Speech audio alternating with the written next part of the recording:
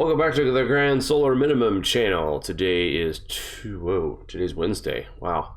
February 12th, 2020. Thanks for joining in this morning. Now, today's show is going to be a little bit different. I want to give an update on some stats, and also we'll give a quick little update on space weather and also climate weather as well here on Earth.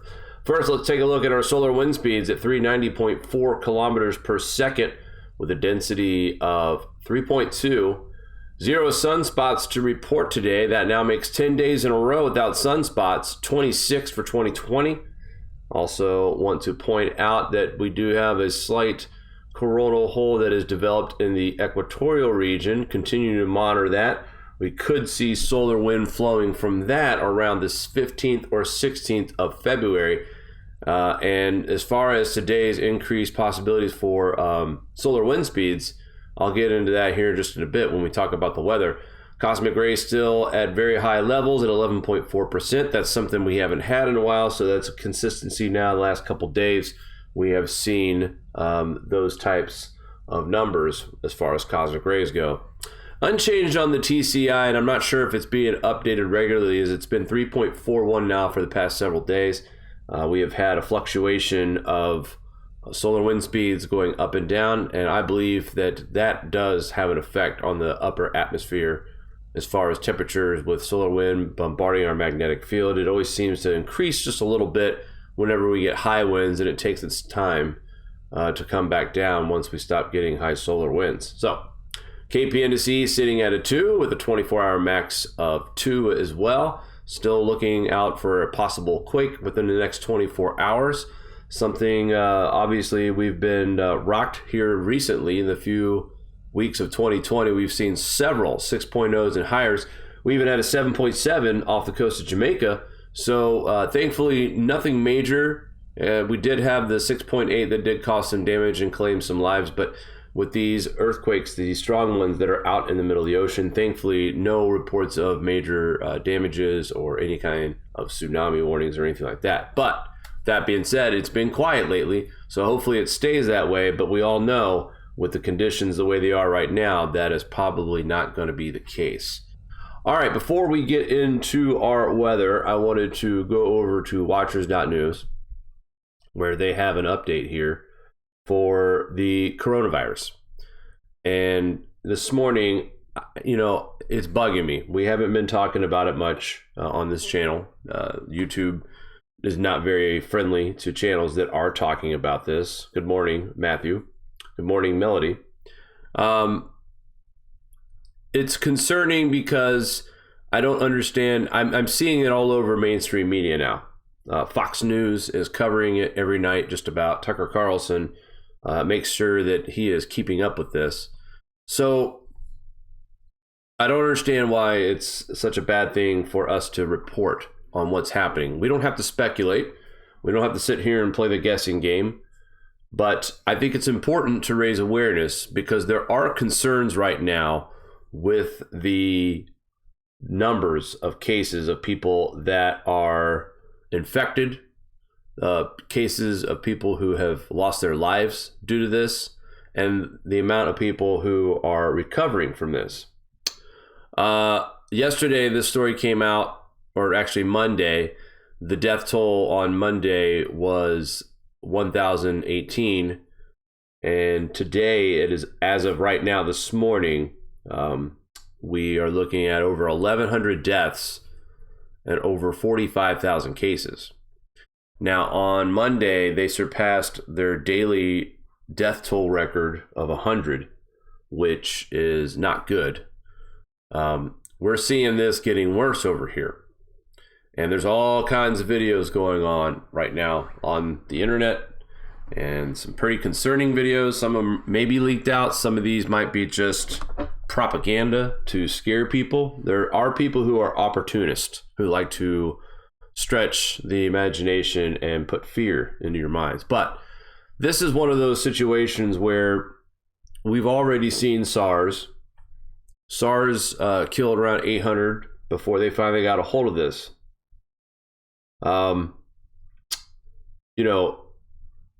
we're already over 1,100. We surpassed the SARS, and this has only been talked about publicly since January. So about a month in, we have almost 50,000 cases, over 1,000 deaths. And this all started over that so-called number of 200 people infected with 26 deaths when this first came to light. Guys, definitely keep an eye on this. Make sure we're practicing good hygiene. I know Mari and I discussed, the situation over in Wuhan, the food shortages.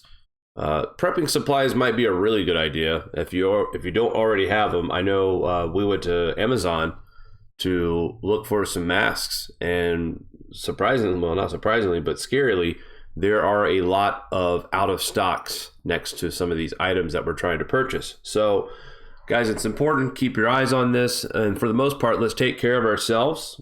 Take your vitamins. Let's eat healthy. Let's practice clean practices like, washing your hands more frequently than usual. I think that's the only way to keep awareness right now and try to prevent this. I know here locally in the northeastern part of the United States, here in upstate New York, I went to my son's wrestling practice last night, and there were only 8 kids at practice. And that's usually about 25 to 30 kids deep for practice. And the coach told me that most of these kids are out with the flu. So we already have our regular flu running around as usual at this time of year. And then to spread fears of, people worrying about this particular outbreak, so it's concerning. I get it. There's a lot of sick people right now because of the regular flu. And then you have, this coronavirus running around. So let's just try to do what we can. My boss always tells me we got to control the controllables. So that means practice good hygiene. Let's eat better. And it's not a bad idea, folks, if you have the time to kind of try to pick up on some supplies while you can. It's not to that point yet. I mean, we're not like sounding the alarm here at the Grand Solar Minimum channel. We're just trying to tell you people that this is something to keep an eye on. And even in the mainstream news, I'll say this too, especially on the Tucker Carlson show, there are a lot of people speculating that these numbers are not true, that these numbers are downplayed, and that there is a delay in the reporting of how many are sick and how many are not, or how many are sick and how many have passed away from this. And a lot of that is because they can't keep up. Think about it, guys. They wouldn't start reporting on this over 26 deaths. They wouldn't start quarantining 33 million people over 200 cases if it was just some controllable virus.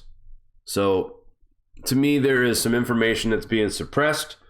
We are human, and we're going to make mistakes in transmitting information. We're also going to make mistakes, unfortunate mistakes, like I saw in San Diego, where they released a patient who was maybe not quite ready to leave the hospital yet. So that's concerning when you see stories like that. But guys, just stay alert, be prepared, practice good hygiene, keep your hands washed, take your vitamins, eat right, let's exercise, all that good stuff. Because the stronger we are, healthier, health-wise, the better chance that we have of, getting sick or not getting sick. And I'm not saying anything to people who don't work out and all that, you're lazy or anything like that. But this is a time of year where a lot of us are complacent with being inside because it's cold outside. And, maybe we're not as active as we once were during the warmer months. So all I'm saying is let's try to find things to do to kind of get us, ready. You know what I mean? All right. That's enough of my rant. I care about you guys. And I think this is a situation that I don't want to bring like this fear to the whole thing, but at the same time, it's not being talked about enough. And I did see in the chat that Ice Age Farmer and Adapt are talking about this quite a bit, and that's understandable. But we're not that big as far as resources go. So those guys have a little more room to speak on what they can without their channels being affected. And I think Mari and I are to the point now where we're not even worried about this anymore. I think this is more important. If we take a hit, we take a hit. And that's why I wanted to come out this morning and talk about this, because I feel like we're staying silent, and I think we're doing a disservice to our members of our community by staying silent on this. I'm not saying we're going to rant about this every night or every morning, but I think it is important that we do a better job at covering this. So yeah, me too, Wolf Pup. I actually reached out to him when this whole thing started on Facebook and just told him my thoughts and prayers are with him, and hope that that he is safe and away from this madness. So I know everybody was concerned. Adapt is definitely a person who travels. He is a man that's everywhere, and China, it's no secret, he is there a lot as well. So glad to hear that he is back in the States, and hope all is well with him as well. But that's the thing, guys. You know, we have a lot of people do business. It's not just to travel for pleasure. You know, people have to work, and that's their business. So they have to be able to get back and forth. So we are in a really weird situation. I don't think anyone can sit here and say that this is being handled right or wrong, because I don't think anyone ever anticipated such a outbreak that we're seeing in China. And you know, it's been a week since we started seeing cases pop up in the United States, and so far, so good. We've seen minimal cases as far as the outbreak is concerned. But the cruise ships concern me, and the continuing numbers that keep flowing in from China concern me, as if I feel like those numbers are suppressed and they're far, far higher than what they're being told at this time. All right, let's go ahead and check out some weather for our folks across the pond out here in the European nations and UK as well. And wow, we're actually seeing snow. And I know northern UK, I saw some video on YouTube and Facebook of some pretty heavy snow. So winter has finally arrived. I mean, it's only February 12th, but it's here for most parts of northern UK, across Germany, into Poland as well. Hungary should see some snow showers. Austria already. Munich is getting rain, changing over to snow. Meanwhile, Switzerland, Zurich, seeing snow showers as well. Norway, your typical usual suspect for snow showers right now. Let's go ahead and take a look at the forecast for the United Kingdom for the next couple of days. Today, remaining windy in the north with further heavy showers, these falling as snow at times. So we're going to get a mix. Less windy further south, still with some showers, but also a good deal of dry weather with sunny spells in central and eastern parts of the United Kingdom. Tonight, much of Scotland clear and frosty, but heavy rain and strong winds over southwest England, moving north, reaching as far southern as Scotland by morning, with snow over the northern hills. And then on Thursday, rain, sleet, snow over northern Ireland, southern Scotland, and northern England, easing and clearing later. Sunshine and heavy blustery showers in the south with gales near the coasts on Thursday. So it looks like our friends over there in the UK, if you live in the Northeast, the Midwest, we're all kind of experiencing the same kind of weather, a raw, wet, cold, blustery day. And that brings me to what we're going to have here in the States, which we have a blizzard warning in South Dakota and North Dakota. Also, with the blizzard warning, we have wind chill advisories as well. Wind chills as low as -30. So factor that in with the cold, blowing wind, snow. Now, this is going to affect a good stripe of people here from Oklahoma all the way up through southern parts of Maine. Now, they're only calling for 3 to 6 inches of snow. And, well, here's a look at our current radar. I want to go ahead and put this out here, but with the increased amount of cosmic rays that we've experienced, and with the amount of moisture that's with this system, it's coming from the Gulf, so there's plenty of moisture with this. I would not be surprised to see this storm overperform, just because of how inundated of cosmic rays as of late that we are seeing. That, to me, should have a factor in this forecast. Now, there's a lot of confidence in this 3 to 6. In fact, AccuWeather has an app on their for their weather forecast, and then you tap on it, it tells you how much snow you're going to get and what's the percentage likely for that. And it's a very high confidence that they're going to see about 70% chance of 3 to 6 inches. And I don't usually see them that honed in on a certain number, but they are at this time. So I kind of believe the first call they had for 6 to 10 inches could be possible for some spots farther northern New York, closer to Buffalo, possibly as well across central New York and parts of Erie, PA as well. Let's go ahead and take a look at some of our temperatures. There's your wind chills, pretty cold. Our frost freeze line about where it should be for this time of year. The south staying warm, and unfortunately, it's like a bad dream or Groundhog's Day. Every day we see heavy rain in the south, every time, and no difference here today. All right, let's take a look at the high temperatures, and still more flood concerns down there as well. Nice and warm in the south, 60s and 70s, possibly some 80s, obviously in Florida. Tonight's low temperatures, pretty cold across the northern plains, and that's that next setup of really cold Arctic air that we're going to get here in the lower 48, mainly though in the northern plains, the Great Lakes, and the Northeast. I don't think this is going to affect the south as bad as we've seen here lately. But let's take a look at our 3-day forecast. First, this is the map for today. We've got snow coming into the northeast along the North Great Lakes and the northern plains as well. Heavy rain to the south along the Mississippi and the Ohio River Valley, Tennessee, Kentucky, Alabama, Georgia, all in the mix today for some severe weather, possibly heavy rains that could lead to flash flooding as well. And let's take a look at what we have in store for tomorrow. That Storm Mabel is what they're calling it. She'll be in the northeast, making a mess, freezing rain, sleet, snow to fall. Rain along the East Coast in South Carolina, North Carolina. They don't need any more rain. In fact, yesterday there was a report of 5 earthquakes on the North Carolina-Tennessee state borderline. They were very mild, but a lot of times that's concerning because of how much rain we have over there. And I just wonder if that has something to do with it, with the amount of rain that has been accumulating over there. It could affect the pressure as well, but we have more rain still to come, and snow winding down tomorrow and going into Friday. We will see snow in the northwest and across the northern plains.